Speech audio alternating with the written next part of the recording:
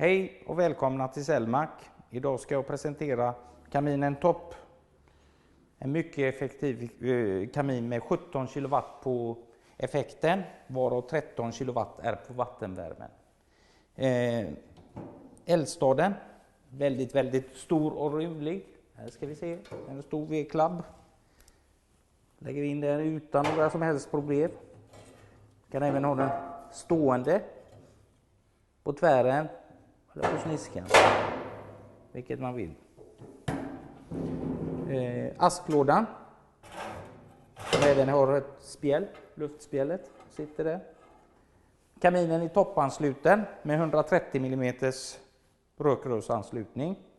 Uppe till har vi även en lucka där vi kan sota den för att komma åt vattenmanteln och kunna sota den överallt.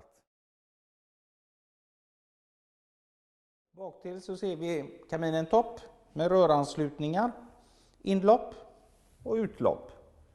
Och även här så ser vi CE-etiketten, klistrar vi alltid bak till på kaminen. En medföljer alltid asklådan, så man har en i reserv om den skulle komma bort.